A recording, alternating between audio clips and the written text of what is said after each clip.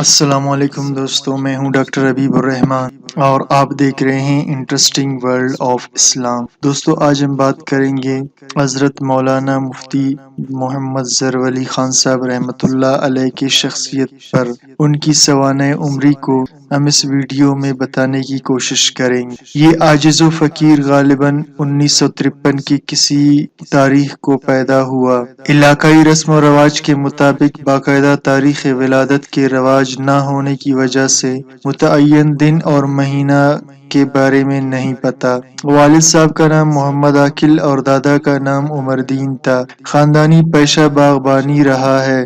آباء و اجداد کا شغل زراعت تھا۔ والدہ صاحبہ علاقے کے مشہور عالم استاد الکل فی الکل حضرت مولانا فضل علی صاحب امام خطیب جامع مسجد خان خیل جیسے یگانہ روزگار سے 12 سال وہاں کا رائج علمی نصاب پڑھ چکی تھیں۔ والدہ صاحبہ کے علم اور پختگی کا اندازہ اس سے لگایا جائے کہ ہم سب بھائیوں کو جنازے اور ان کی نیت والدہ نے زبانی یاد کرائی تھی، جبکہ خاتون پر خود جنازہ نہیں ہے۔ حافظہ قرآن نہ ہونے کے باوجود ہمہ وقت قرآن کا شغل تھا اور آس پاس قرآن کی تلاوت سن کر بغیر روک ٹوک کے تصحیح کے لیے آواز دیتی تھی۔ یہ اس قدر حیران کن اور پختگی کے ساتھ ہوتا تھا جیسے وہ مطلوبہ آیت و سورت دیکھ کر بتاتی ہوں، جبکہ یہ ان کا عام معمول اٹھتے بیٹھتے چلتے اور پھرتے تھا۔ اس عاجز نے نور الاعضاء جو ہمارے زمانے میں نئی مصر سے پاکستان اور صوبہ سرحد جہانگیرہ آ چکی تھی، وقت کے بزرگ اور کامل استاد حضرت مولانا عبداللطیف صاحب محلہ آوان سے پڑھنا شروع کیا تھا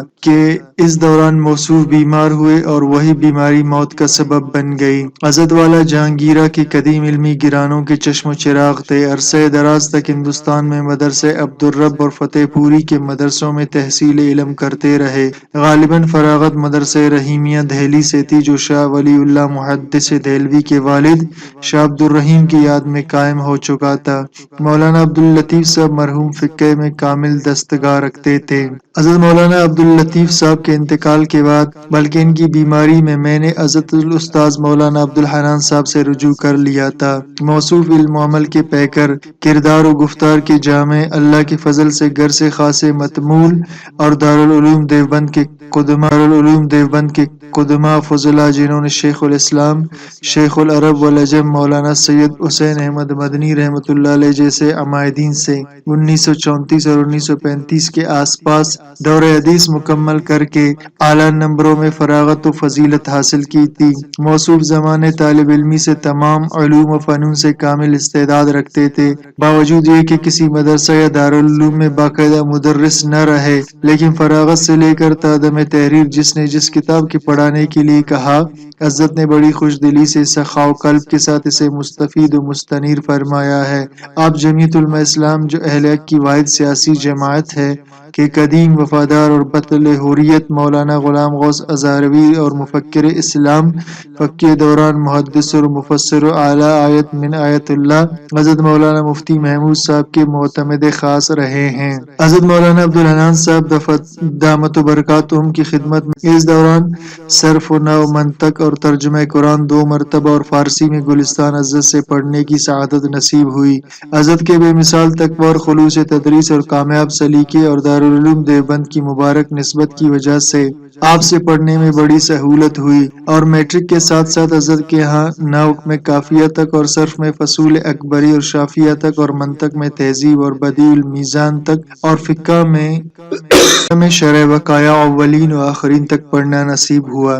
حضرت نے مفید الطالبین مجھے پڑھائی جو ادب کی ابتدائی کتاب تو نہیں لیکن ابتدائی چٹپٹ اور ظرافت کی عامل کتاب ضرور ہے۔ مفید الطالبین ختم ہونے کے بعد حضرت اپنے گھر سے قلعۃ الیمن لے آئے جو حضرت والا کو دارالعلوم دیوبند میں کسی امتحان میں امتیازی نمبروں میں پاس ہونے میں انعام میں ملی تھی۔ مفید الطالبین کے بعد بقیہ کتب ادب حضرت نے حضرت اقدس مولانا لطف اللہ صاحب سے پڑھنے کے لیے فرمایا۔ حضرت نے نفحۃ الیمن دے کر حکم دیا کہ ظہر کی نماز حضرت مولانا لطف صاحب کی مسجد میں پڑھو اور ان سے پڑھنا شروع کرو۔ میں جب وہاں پہنچا کچھ دیر گزرنے کے بعد حضرت الاستاذ مولانا عبدالحنان صاحب بھی تشریف لے آئے۔ یہ آمد حضرت کی کافی دیر بعد تھی۔ نماز ظہر حضرت والا مولانا لطف اللہ صاحب نے پڑھائی اور نماز کے بعد حضرت معمولات سے فارغ ہوئے تو حضرت مولانا عبدالحنان صاحب صاحب نے ساجد کو اشارہ کیا کہ کتاب لے کر حضرت کے پاس جاؤ۔ میں کتاب لے کر حضرت کی خدمت میں بیٹھا اور میرے کچھ کہنے سے پہلے حضرت الاستاذ مولانا عبدالحنان صاحب نے فرمایا کہ حضرت یہ پڑھنے والا لڑکا ہے، میں نے کچھ مبادی پڑھائے ہیں، اب اس قابل ہوا کہ آپ کے سامنے بیٹھ سکے، اسکول پڑھ رہا ہے اور اعلیٰ نمبروں سے پاس ہوتا ہے، اپنے دین کا پورا پابند اور باذوق ہے، غریب گھرانے سے ہونے کے باوجود طلب علمی میں خوب ذوق و شوق رکھتا ہے۔ حضرت اقدس نے حضرت کے جملوں پر بغیر کچھ فرمائے خوشی کا اظہار فرمایا، جو حضرت کے منور چہرے پر علمی تبسموں کا ایک موسم بہار کی طرح نمودار ہوا۔ یوں مولانا عبدالحنان صاحب اٹھ کر چلے گئے اور میرا پہلا سبق جو تمام علوم و فنون اور آگے کے مراحل دین کے لیے اساس اور اصل تھا وہ شروع ہوا۔ حضرت الاستاذ مولانا لطف اللہ صاحب نے نفحۃ الیمن کے ابتدائی اشعار میں ایک شعر کی تشریح میں اس عاجز سے سوال کیا جس پر اتفاقاً جواب درست ہوا۔ حضرت بے انتہا خوش ہوئے اور فرمایا کہ میں اس دور کے بے ذوق لوگوں کو دیکھ کر پڑھانا چھوڑ چکا ہوں، لیکن آپ کا ذوق و شوق دیکھ کر شاید مجھے نئے سرے سے پہلے سے بعض و فقیر نہایت شرمندہ ہوا، کیونکہ حضرت کا دینی اور دنیاوی مقام بہت بڑا تھا اور ہماری حیثیت ان کے سامنے بحر بے قرار کے سامنے قطرہ اور گلزار دبستان کے سامنے شاخ بے ثمر تھی۔ حضرت والا سے کافی اور شرح وقایع کی تکمیل، علم و معانی میں مشہور رسالہ سمدیہ اور نفحۃ الیمن مکمل اور نفحۃ العرب اور کفایت الحفظ اور الطریف الادیب الظریف اور مقامات کے ابتدائی 5 مقالے پڑھنے کی سعادت نصیب ہوئی۔ آپ نفحۃ العرب کی عربیت پر ناراض رہتے تھے، آپ کو مولانا اعزاز علی صاحب سے بالکل مناسبت نہ تھی، فرمایا کرتے تھے کہ یہ کتاب نہ لکھتے تو کم از کم دارالعلوم دیوبند اور شیخ الادب کا پردہ رہتا۔ کبھی فرماتے کوئی عرب دیکھ لے تو کیا سوچتا ہوگا۔ بہرحال نفحۃ العرب اللہ تعالیٰ کے ہاں سے قبولیت حاصل کر چکی ہے اور جس مقصد کے لیے لکھی گئی ہے یعنی نفحۃ الیمن کو میدان سے برطرف کرنا، اس میں اللہ نے 100% کامیابی عطا فرمائی ہے۔ باقی بزرگان دین کے ذوق و شوق مختلف ہیں۔ استاذ گرامی مولانا لطف اللہ صاحب امام الازہر محدث کبیر مولانا شاہ صاحب کے خاص شاگرد تھے اور غالباً 1927 میں شاہ صاحب سے دیوبند میں دور حدیث مکمل کر کے ہر کتاب میں اول پوزیشن حاصل کی تھی۔ بہرحال حضرت مولانا لطف اللہ صاحب سے پڑھائی مکمل ہو رہی تھی، دوسری طرف میٹرک کے سالانہ امتحان سے فراغت ہوئی۔ پڑھتے وقت حضرت جی نے کراچی حضرت بنوری کی مدرسے میں علوم کی تکمیل کا ارشاد فرمایا تھا، مگر ہم دیہات والوں کے لیے قدرے مشکل تھا۔ اس نے اتفاق سے کشمیر کے سردار عبدالقیوم خان نے راولپنڈی حضرت مولانا مفتی صاحب اور حضرت مولانا یوسف بنوری صاحب اور غالباً حضرت مولانا شمس الحق افغانی صاحب رحمۃ اللہ علیہ کو کشمیر میں اسلامی آئین نافذ کرنے کے لیے خاکہ بنانے کے لیے طلب کیا تھا۔ اس عاجز کو دیکھ کر حضرت بنوری نے فرمایا کہ آپ اوائل شوال میں ہمارے ہاں داخلہ کے لیے آ جائیے، اور یوں جہانگیرہ سے کراچی حضرت بنوری کی دارالعلوم دیوبند اور وقت کے جامع آنے کے لیے اللہ نے سبب پیدا کر دیا۔ اوائل شوال میں کراچی پہنچا۔ اس سفر میں مولانا لطف اللہ صاحب بھی ہمارے ساتھ تھے۔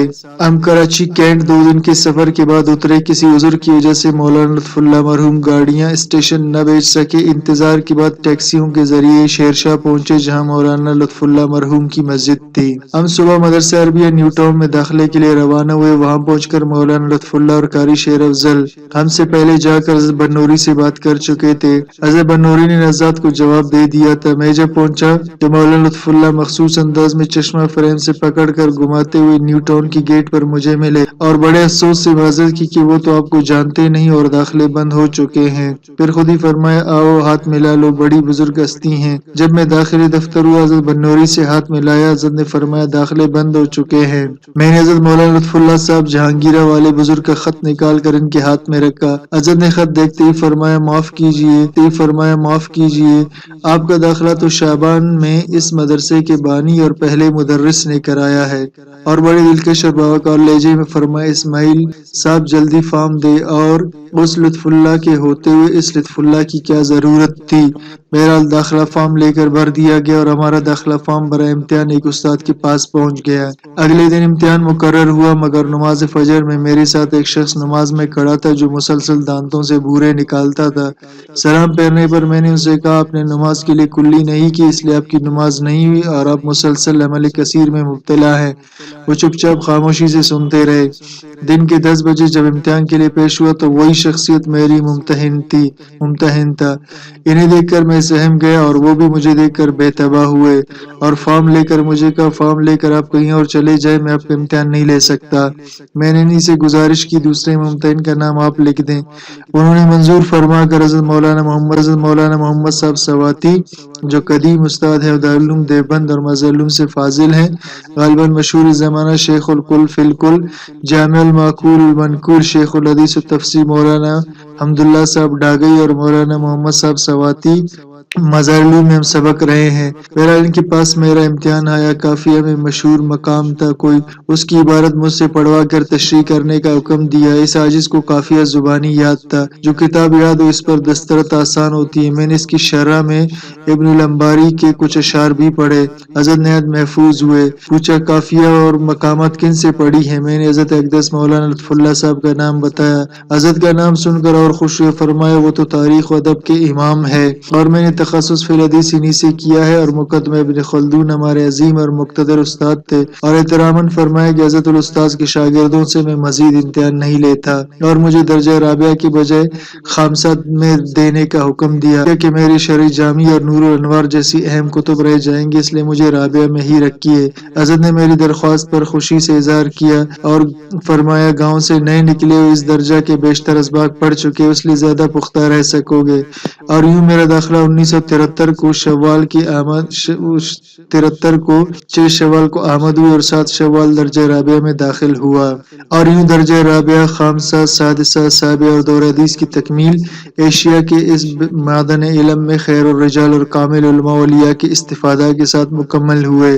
گاہ بگاہ حضرت بنوری رحمۃ اللہ علیہ کے درس بخاری میں بیٹھنے کی کوشش بھی کرتا تھا، اور تقریباً بلا ناغہ شام کو کسی وقت رفیق محترم مولانا حافظ قاری مفتاح اللہ صاحب سے حضرت کے سبق میں بعض خصوصی نکات کا پتہ کرتا تھا۔ مولانا حافظ قاری مفتاح اللہ کا دور حدیث کا سال تھا، وہ اول سے آخر تک بنوری 10 کے مستعد اور ہونہار طالب علم مشہور تھے۔ وفاق کے سالانہ امتحان کے علاوہ ہر امتحان میں اول آنا تھا۔ اس عاجز کو درجہ خامسہ سے ہی جامعہ اسلامیہ بنوری ٹاؤن کے بڑے اساتذہ نے مسجد چراغ الاسلام F11 نیو کراچی امامت و خطابت کے لیے بھیجا تھا۔ یہ ایک چھوٹی سی مسجد تھی اور چاروں طرف گندا پانی اور مقامی لوگوں کی بھینسوں کے باڑے ہوتے تھے۔ چند مخلص موحدین کی وجہ سے اکثر اہل حق امام تجویز ہوتا تھا، جن میں بزرگوار محمد یامین صاحب اور سابق امام محترم قاری عزیز الرحمان صاحب اور برادر حافظ زاہد صاحب وغیرہ سر فہرست تھے۔ چنانچہ اس عاجز کی تقریر و خطابت کا کسی حد تک شہرہ طالب علمی میں ہی ہوا تھا۔ طلباء تقریر سیکھنے کے لیے بزم ادب وغیرہ منعقد کرتے تھے، اور شب جمعہ کو مختلف طلباء کی مختلف تنظیموں کی تقریر و بیان سیکھنے کے لیے مشقیہ بیانات ہوتے تھے، جن میں اس عاجز اور نابکارہ کا بیان اچھا سمجھا جاتا تھا۔ سال کے آخر میں بڑے اساتذہ کی موجودگی میں انجمنوں کے چیدہ مقررین مقابلے میں تقریریں کرتے تھے۔ اس میں بھی اس عاجز کو اساتذہ کی توجہات اور دعائیں حاصل رہی ہیں۔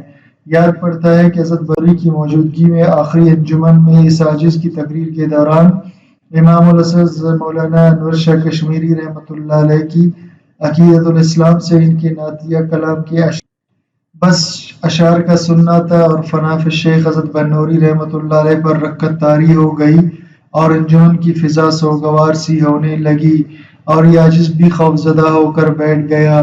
بعد میں حضرت اقدس مولانا مفتی معل ولی حسن صاحب اور فقیہ النفس حضرت مولانا مفتی احمد الرحمن صاحب نے فرمایا کہ حضرت بہت خوش ہوئے اور آپ کی قوت گویائی کی داد دینے لگے۔ یہ ان کی حسن نظر تھی، ورنہ کہاں میں اور کہاں یہ نگہت گل نسیم صبح تیری مہربانی۔ یوں نیو کراچی مسجد چراغ الاسلام جانے میں بھی ان بڑے اساتذہ کی تاکید اور ارشاد شامل تھا۔ وہاں پہنچ کر بدعتیوں سے مناظرے اور مباحثے ہونے لگے۔ ہر میدان میں بحکم الہی سرخروئی اور فتح یابی نصیب ہوئی، اور یہ ان کامل و اکمل بزرگوں کی دعاؤں اور توجہات کا نتیجہ تھا۔ مولانا غوث ازاروی رحمہ اللہ کے عقیدت بردار نے شہید اسلام نامی ایک اخبار نکالا تھا۔ اس اخبار کی بیشتر شماروں میں ساجز اور مبتدعین کے درمیان مباحثہ اور مناظرے شائع ہوتے تھے۔ اس کا اندازہ اس سے لگایا جائے کہ 1.5 سال کے عرصے میں 3 مرتبہ حق کی حمایت اور باطل کی سرکوبی کے لیے 19-20 آدمیوں سمیت جیل جانا پڑا۔ اسی دوران نیو کراچی کے طول و عرض میں 17 کے قریب مساجد بدعتیوں سے چھڑوائی گئیں اور ان پر اہل حق کا جھنڈا لہرایا گیا۔